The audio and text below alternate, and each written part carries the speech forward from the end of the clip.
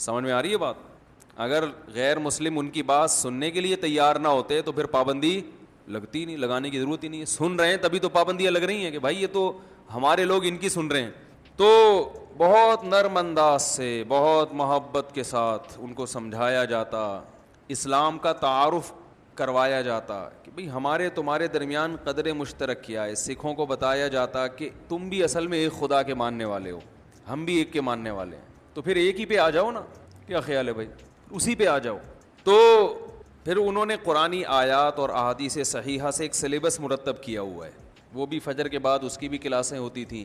بہرحال 3 دن میں الحمدللہ ایک تھوڑا سا دماغ کھولا کہ بھائی یہ بھی ایک لائن ہے. الحمدللہ ہزاروں لاکھوں لوگ مسلمان ہو چکے ہیں اب تک، اور بڑی عجیب عجیب کارگزاریاں تھیں وہ. اگر میں نے ساری سنانا شروع کر دی تو سارا ٹائم اسی میں لگ جائے گا.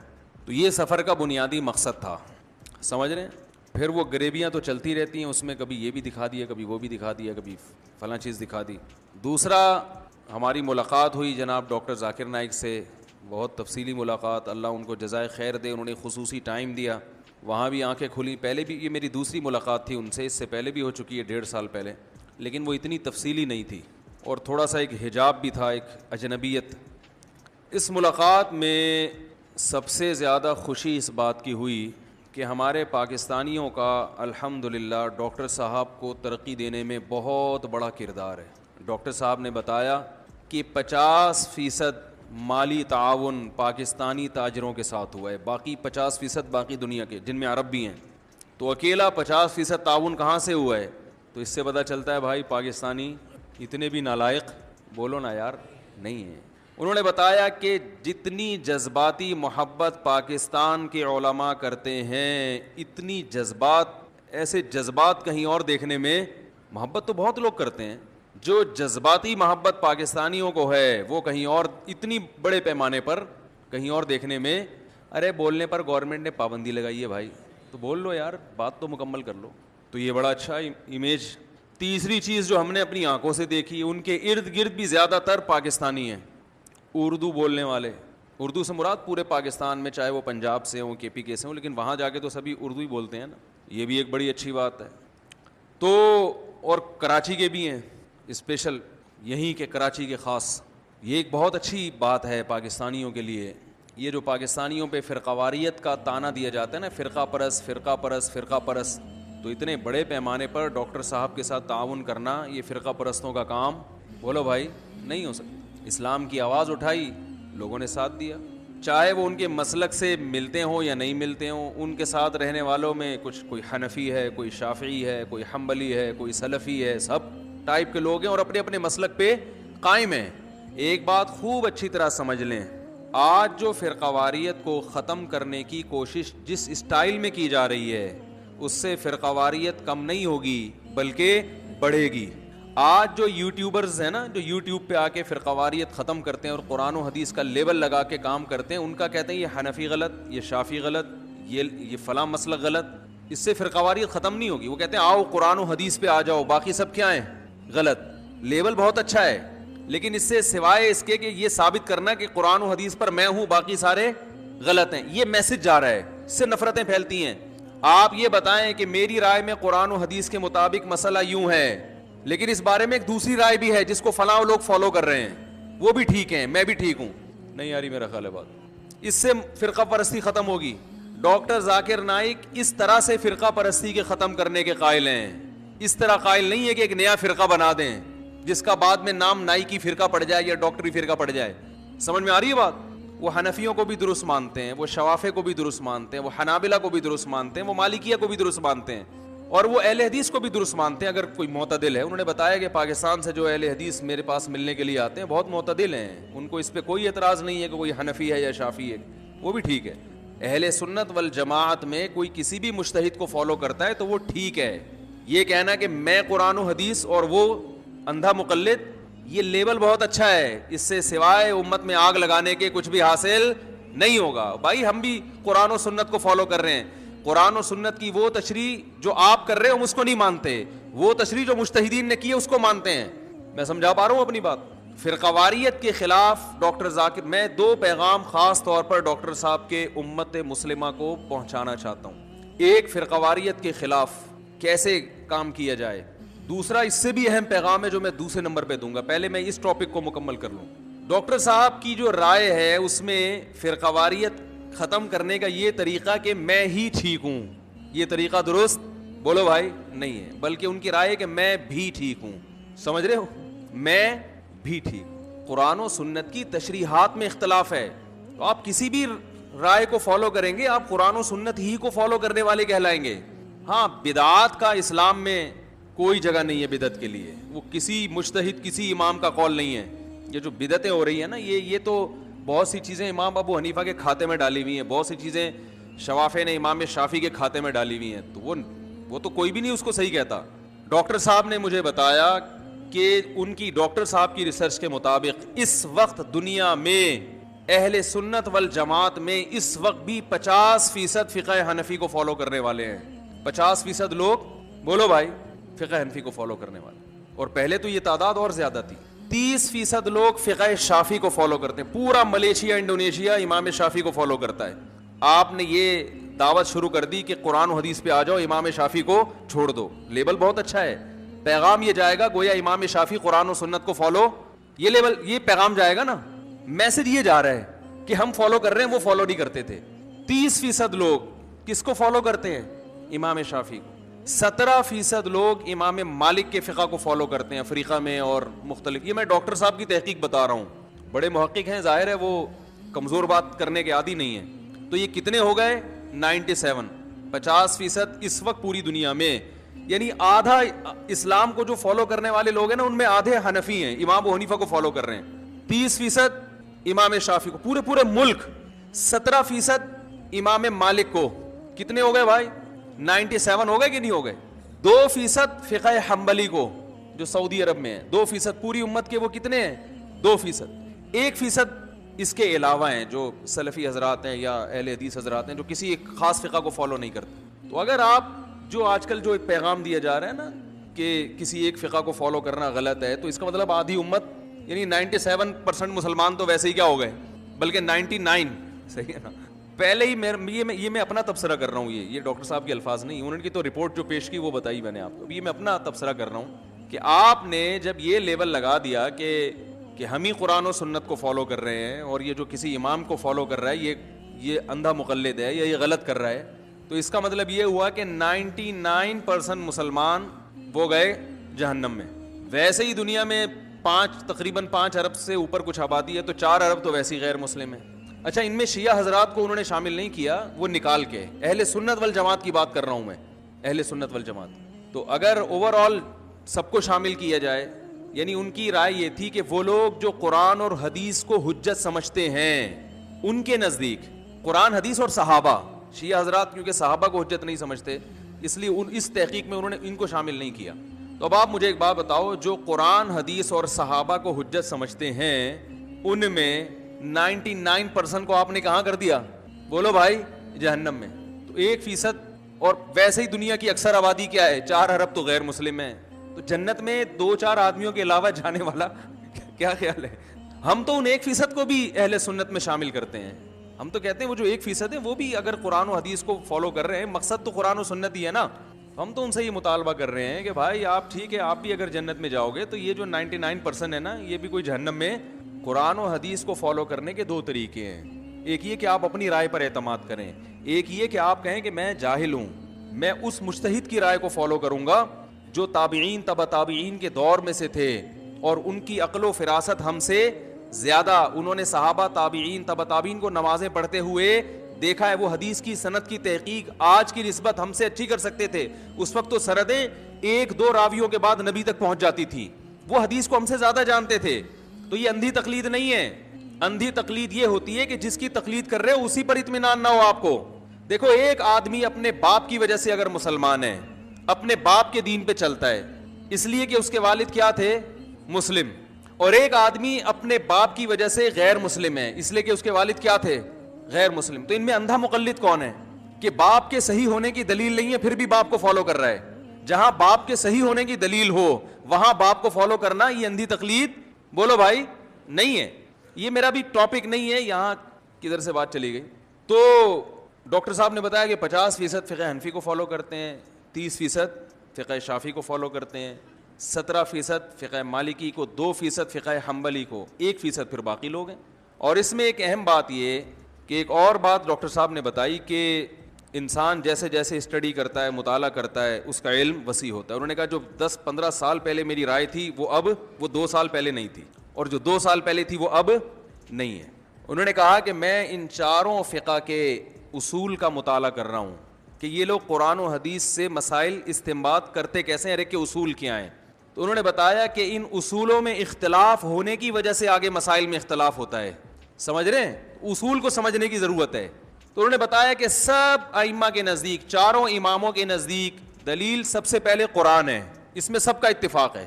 اس کے بعد چاروں کے نزدیک خبر متواتر، وہ حدیث جو متواتر ہو، اس میں بھی سب کا اتفاق ہے۔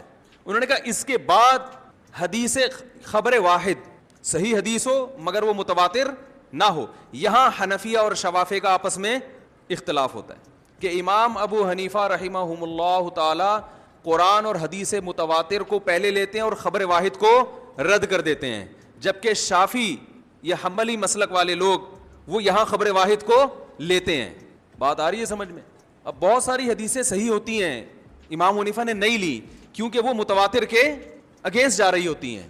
تو اس میں ایک عام آدمی بدگمان ہوتا ہے امام ابو حنیفہ سے کہ انہوں نے صحیح حدیث کو چھوڑ دیا، حالانکہ وہ چھوڑا اس سے زیادہ صحیح کی وجہ سے ہے۔ اس پر تو میں کئی مرتبہ بیانات کر چکا ہوں، اس کی میں کئی مثالیں دے چکا ہوں۔ تو میں یہ سمجھتا ہوں کہ فرقہ واریت ختم کرنے کا یہ والا جو طریقہ جو ڈاکٹر صاحب نے اختیار کیا نا، یہ پائیدار ہے۔ کیا خیال ہے؟ سمجھ رہے ہیں کہ صرف میں ٹھیک نہیں ہوں، میں بھی ہوں، اصول مختلف ہے نا۔ اب ان میں کون سا اصول صحیح ہے کون سا غلط، اس بارے میں قرآن و حدیث خاموش ہے، لیکن ہر ایک کا اجتہاد ہے، ہر ایک کا اپنا ایک طریقہ ہے۔ علامہ ابن تیمیہ رحمہ اللہ تعالیٰ کی کتاب ہے رفع الملام عن ائمۃ الاعلام۔ ملام کہتے ہیں ملامت کو، رفع کا معنی دور کرنا۔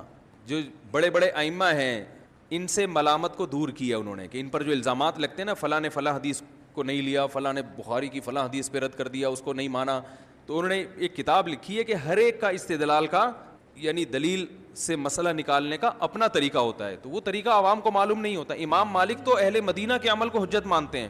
امام مالک موطا میں حدیث لے کر آئیں گے مگر فتویٰ اس کے خلاف دیتے ہیں۔ کیوں خلاف دیتے ہیں؟ وجہ اس کی، وہ کہہ رہے ہیں اہل مدینہ کا عمل اس کے خلاف۔ وہ کہتے ہیں یہ کیسے ممکن ہے کہ اہل مدینہ جنہوں نے نبی کے آخری عمل کو دیکھا وہ ایک غلط چیز کو فالو کر لیں۔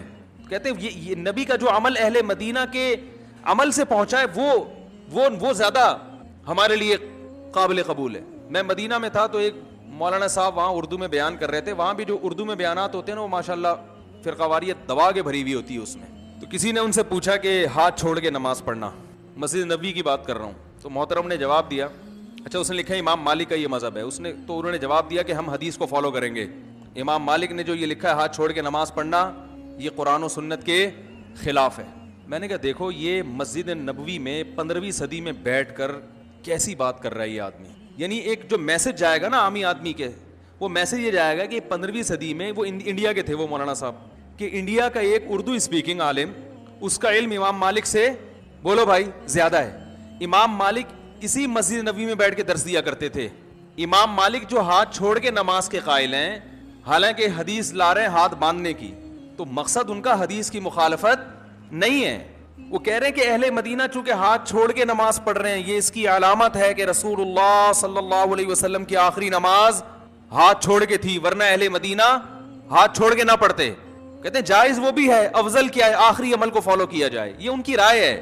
تو آپ مسئلہ اس طرح بھی بیان کر سکتے تھے کہ ہاتھ چھوڑ کے نماز پڑھنا، امام مالک جب فتویٰ دے رہے ہیں تو امام مالک کا علم ناقص نہیں ہے، وہ ایک دوسری حدیث کو فالو کر رہے ہیں جو ریٹن فارم میں نہیں ہے، وہ سینہ بسینہ چلی ہے۔ حدیثیں صرف ریٹن فارم میں نہیں ہوتی، سینہ بسینہ بھی نبی صلی اللہ علیہ وسلم کے عمل کو فالو کیا جاتا ہے۔ تو انہوں نے جو سینہ بسینہ جو عمل ہے اس کو زیادہ ترجیح دی ہے، اور ریٹن میں جو حدیث خبر واحد ہے اس کو انہوں نے مرجوح قرار دیا ہے۔ اگر یہ اسٹائل ہوتا تو عوام کے پاس میسج جاتا کہ وہ بھی ہم سے زیادہ حدیث کو بولو بھائی فالو کرنے والے لوگ تھے۔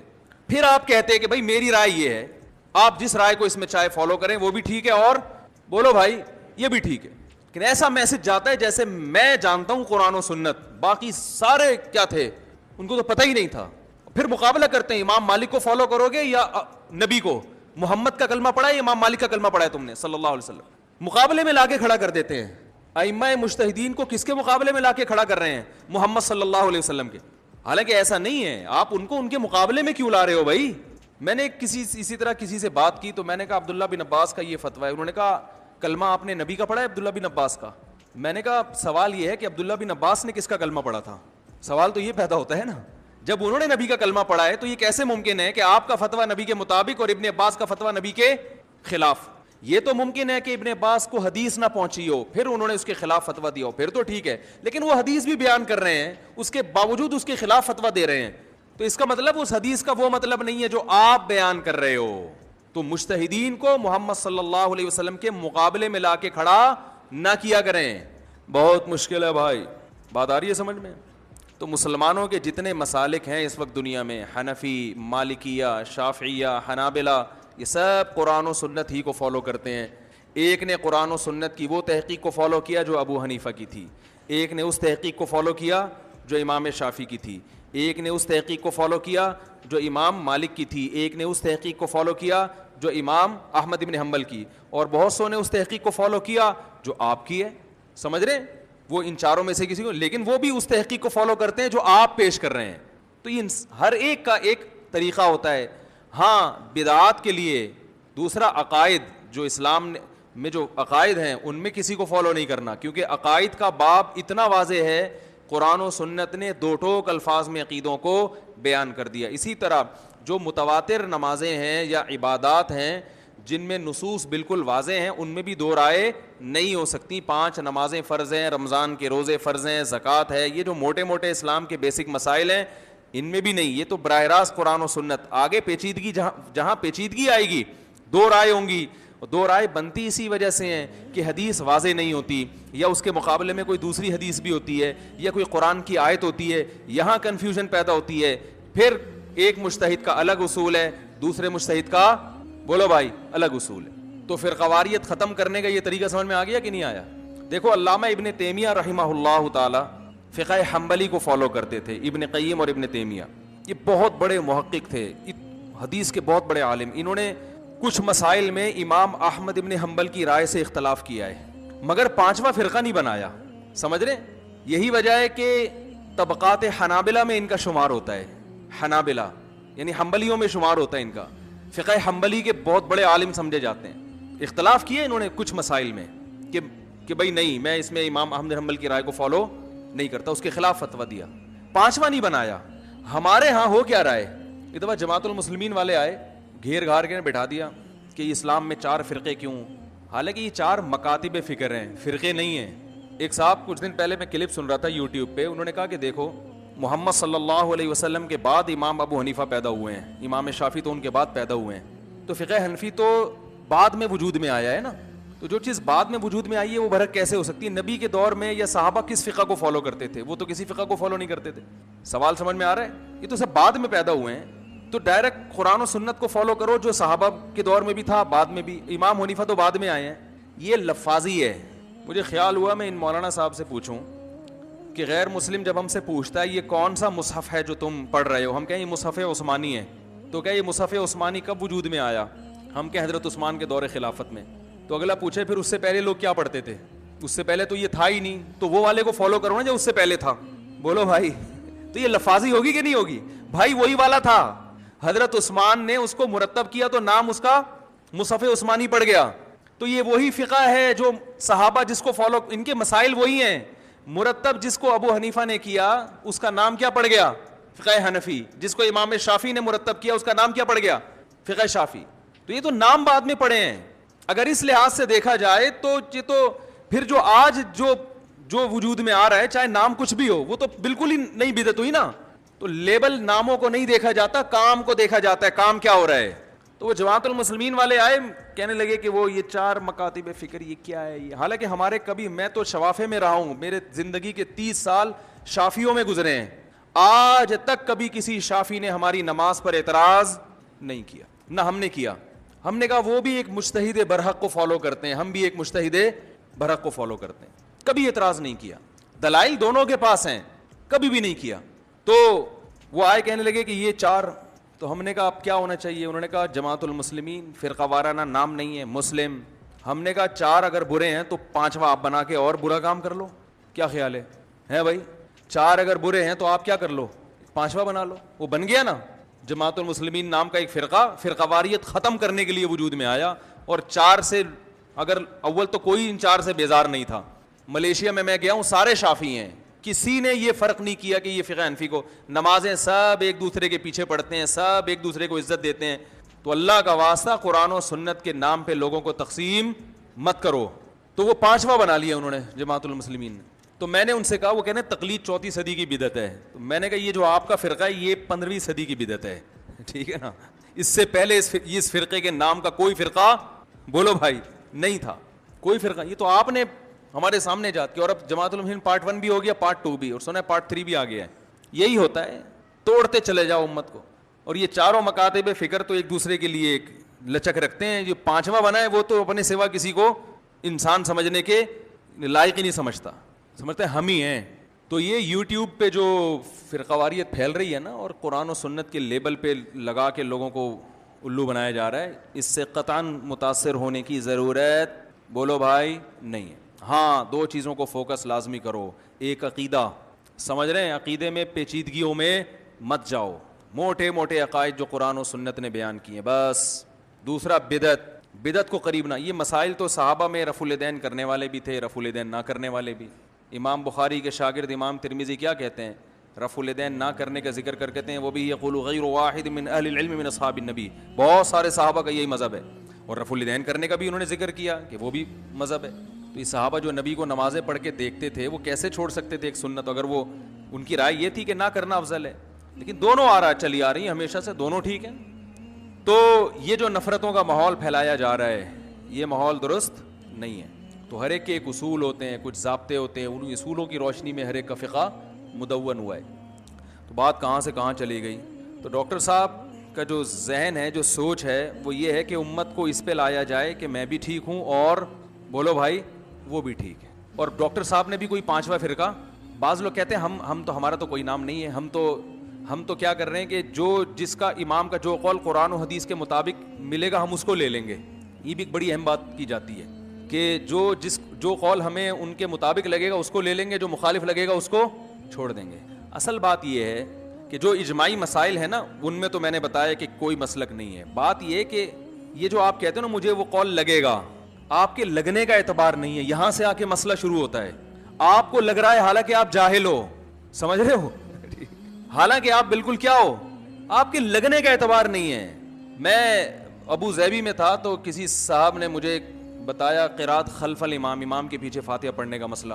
ہم تو اس کے بھی قائل ہیں بھائی، اگر کوئی امام شافعی کو فالو کرتا ہے وہ امام کے پیچھے فاتحہ پڑھتا ہے، ملیشیا میں سب پڑھتے ہیں، تو ہم ان کی نمازوں کو بھی غلط نہیں کہتے، لیکن ہم کہتے ہیں ایک دوسری رائے بھی ہے، وہ یہ کہ امام کے پیچھے خاموش رہا جائے، یہ بھی قرآن و سنت ہی کے موافق ہے۔ اب اگر آپ کو ایک رائے صحیح لگ رہی ہے دوسری بالکل غلط لگ رہی ہے تو یہ آپ کی جہالت ہے، یہ آپ کی کم علمی ہے کہ آپ ایک کی دلیل کو جانتے ہو، دوسرے کی دلیل نہ صرف یہ کہ جانتے نہیں ہو، سمجھنے کے لیے تیار ہی نہیں ہو، نہ اس مجتہد کے اصول سے واقف ہو آپ کہ اس کا اصول کیا ہے قرآن و سنت سے مسائل نکالنے کا۔ ابو ظبی میں تھا تو ایک صاحب تھے، ان کو بیچارے اسی چکر میں نا پھنس گئے تھے۔ اب انہوں نے 30-35 سال تو نماز پڑھی امام کے پیچھے خاموش کھڑے ہو کر، اب کوئی ان کو مل گیا وہ بار بار یہی فاتحہ پڑھو فاتحہ پڑھو فاتحہ پڑھو، چھوڑ دو بھائی اس کو اپنے حال پہ یار، وہ کچھ اور کاموں میں لگاؤ، زنا کے خلاف، بے حیائی کے خلاف، یا مسجدوں کو نمازی ہوں کہ بھئی نمازی بنانے کی فکر کرتے ہیں، چاہے جس طرح سے بھی پڑھ لے، لیکن چلو نہیں جی اس طرح سے تو ہوتی نہیں ہے جس طرح سے تم پڑھ رہے ہو۔ تو انہوں نے مجھے پرچی لکھ کے دی، میں بہت بیزار آ گیا ہوں، میری 30-35 سال کی نمازیں ہوئی ہیں کہ نہیں ہوئی ہیں، آئندہ کیا کروں، کوئی حدیث ہے؟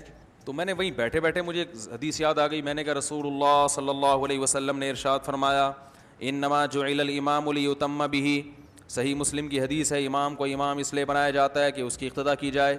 فَإِذَا كَبَّرَ فَكَبِّرُوا، جب تکبیر کہے تو تکبیر کہو، وَإِذَا قَرَأَ فَأَنصِتُوا، جب قراءت شروع کرے تو خاموش ہو جاؤ، وَإِذَا قَالَ وَلَا الضَّالِّينَ، جب وَلَا الضَّالِّينَ کہے تو آمین کہو، وَإِذَا رَكَعَ فَارْكَعُوا، جب رکوع کرے تو رکوع کر لو۔ میں نے کہا دیکھو اس حدیث میں بتایا جا رہا ہے امام نے کیا کرنا ہے اور مقتدی نے کیا کرنا ہے، دونوں کے الگ الگ وظیفے، اس میں کہیں بھی نہیں ہے کہ اذا جب وہ فاتحہ پڑھے تو تم بھی کیا پڑھو، اگرچہ دوسری حدیث بھی ہے اس کے مخالف، لیکن یہ بھی تو ہے نا، صرف وہی والی نظر آ رہی ہے یہ والی نہیں آ رہی اس کا مطلب آپ مسلک پرست ہو, ہم تو بڑا ظرف کر کے کہہ رہے ہیں وہ بھی ٹھیک یہ بھی ٹھیک, لیکن آپ کا ظرف چھوٹا ہے, آپ فرقہ پرست ہو کہ یہی ٹھیک وہ والی بالکل بھی ٹھیک نہیں ہے. تو وہ بیچارہ پٹھان لڑکا تھا, سیدھا وہ حیران ہو گیا, کہہ رہے یار ایسا بھی ہے, کہہ رہے وہ جو حدیث آتا ہے کہ من لم یقرأ بفاتحۃ الکتاب لا صلاۃ لہ, جو فاتحہ نہیں پڑھتا اس کی نماز نہیں ہوتی. میں نے کہا یہ امام کے بارے میں ہے یا منفرد کے بارے میں ہے, کیونکہ جو مقتدی ہے نا, جب امام نے فاتحہ پڑھی تو گویا مقتدی نے پڑھ لی ہے, تو اس کو نہ پڑھنے والا کہہ ہی نہیں سکتے. کہہ رہے یہ کیسے ممکن ہے, یہ تو آپ عقل سے کہہ رہے ہیں. میں نے کہا حدیث میں آتا ہے, پوری حدیث صحیح ہے, مسلم کی ہے, من لم یقرأ بفاتحۃ الکتاب فصاعدا, جو سورہ فاتحہ پلس آگے قرات نہیں کرتا اس کی نماز نہیں ہوتی. یہ بھی مسلم کی حدیث ہے, سمجھ میں آ رہی ہے بات. حدیث میں آتا ہے جو سورہ فاتحہ نہیں پڑھتا اور آگے قرات نہیں کرتا. تو میں نے کہا کیا امام کے پیچھے آپ سورہ فاتحہ کے علاوہ قرات کرتے ہو؟ کہنے لگے اس کا تو کوئی بھی قائل نہیں ہے. میں نے کہا اس سے پتہ چلتا ہے کہ جیسے یہاں آ رہا ہے نا کہ فاتحہ پلس قرات ضروری ہے, تو اس سے مراد امام اور منفرد. تو جس حدیث میں فاتحہ کا ہے اس سے بھی مراد کیا ہے, امام یا منفرد, مقتدی کی خود بخود ہو رہی ہے.